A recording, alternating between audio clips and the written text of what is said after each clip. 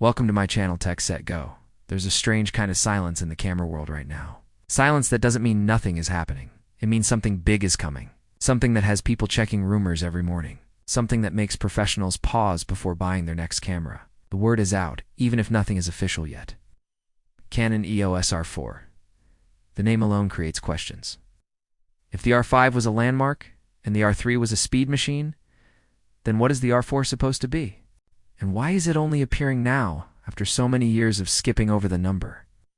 Canon's lineup has been strange this past decade.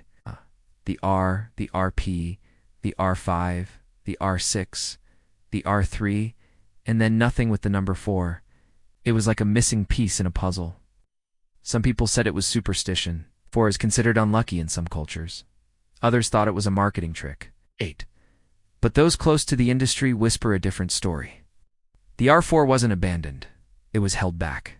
Not because Canon couldn't build it, but because the market wasn't ready for it. That changes in 2025. Technology has caught up to the vision. And now all signs point to Canon preparing to launch a camera that blends the best of two worlds, speed and resolution. A hybrid so advanced it could replace more than one body in a professional's bag. Let's start with where it fits. Canon's mirrorless world is crowded, but each model has a clear identity. The R5 is about detail. 45 megapixels of sharpness for studio, wedding, and commercial shooters. The R3 is built for action, speed, low light, performance, and focus tracking for sports and wildlife. But here's the problem. If you want both of those qualities in one body, you can't have them. You either get high resolution with slower bursts, or you get high bursts with lower resolution. That's the gap the R4 could fill.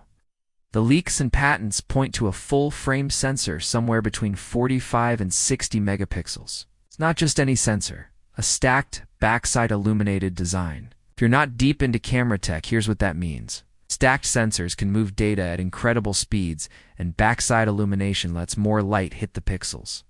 The result, images with insane detail, even in low light, and the ability to shoot rapid bursts without slowing down. For a photographer, it's like having a sports car that can also tow a trailer. No compromises. Imagine photographing a sprint finish at the Olympics.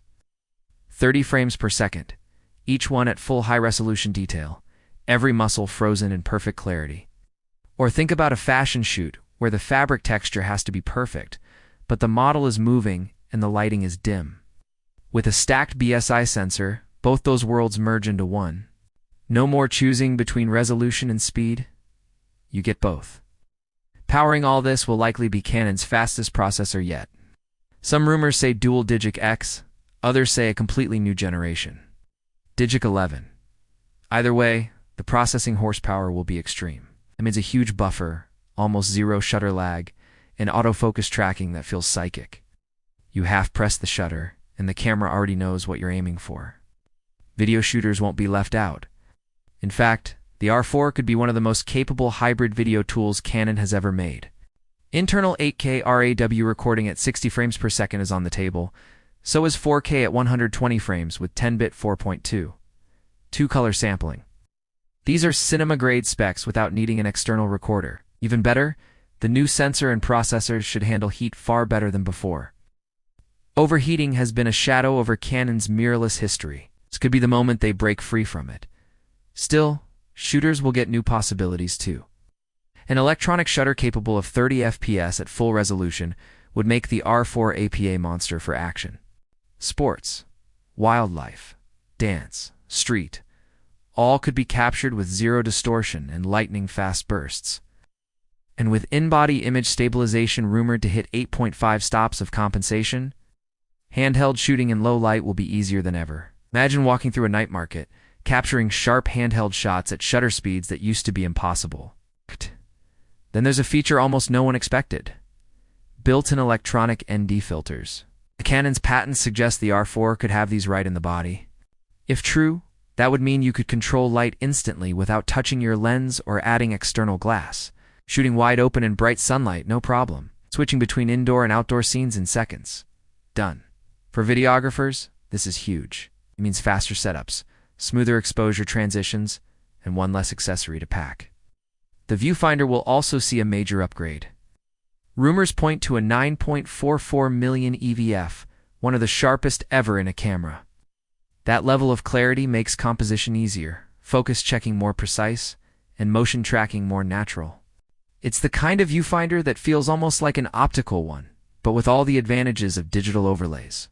Storage will match the performance. Dual CFX press-type EB card slots are expected, giving high-speed redundancy and plenty of capacity for 8K raw video or hype bursts. No one shooting a wedding or a documentary wants to worry about buffer limits or dropped frames. This camera will be built for reliability. Physically expect a body that's a middle ground between the R5 and R3. Magnesium alloy, weather sealed with a grip deep enough for all-day comfort. It will need to handle everything from Arctic cold to desert dust storms. This is not a student-only camera. It's a travel anywhere, shoot anything machine. The R4 is more than just a list of specs. It's a statement from Canon. Sony has the Alpha 1 and Alpha 9 series. Nikon has the Z8 and Z9. These are pushing the limits of what mirrorless can do. Canon can't afford to sit back. The R5 is still strong, but it's aging. The R3 is powerful, but too specialized for many creators. The R4 could be the perfect middle ground, a single body that does it all. And that's exactly what the market is demanding right now. Creators today aren't just photographers or just filmmakers. They're both. They need tools that can shoot a wedding in the morning, record a cinematic short film in the afternoon, and live stream in the evening. No one wants to carry 3 separate cameras anymore. If Canon nails this, the R4 could become the one-camera solution for thousands of professionals. Even the price could be a strategic weapon. The R1 will likely remain an ultra-premium flagship.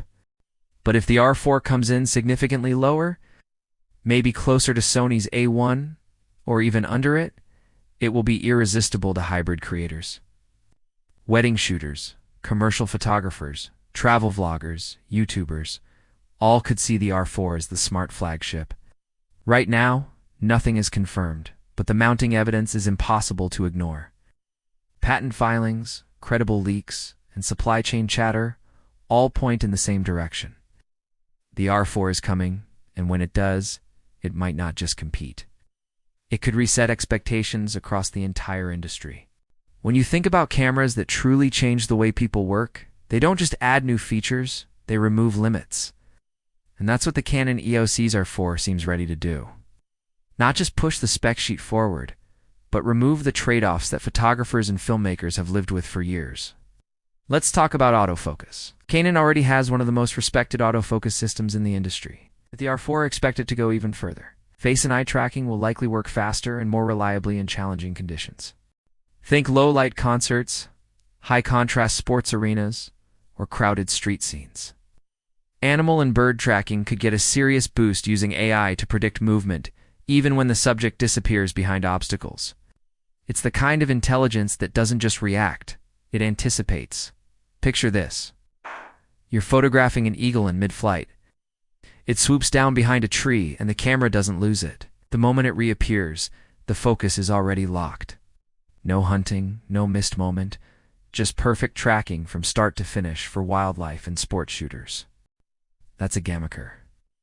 Now, think about hybrid creators, people who shoot both stills and video on the same job. The R4 could finally be the camera that feels equally strong in both roles.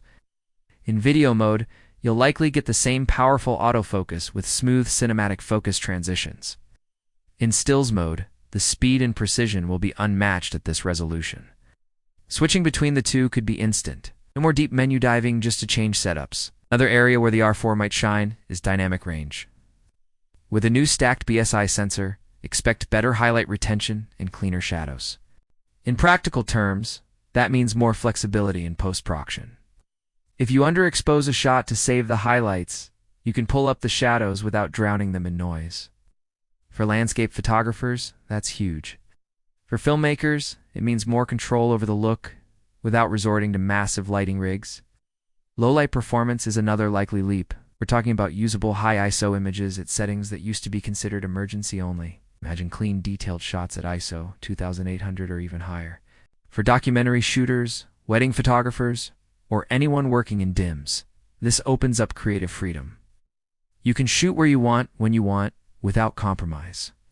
And then there's stabilization. Canon's IBS system is already impressive, but the rumored 8.5 stops of compensation would push it into new territory. That's not just about keeping stills sharp, it's about handheld video that looks like it came from a stabilizer. Walk and talk. Shots, low light, handheld filming, creative slow shutter effects, all become easier.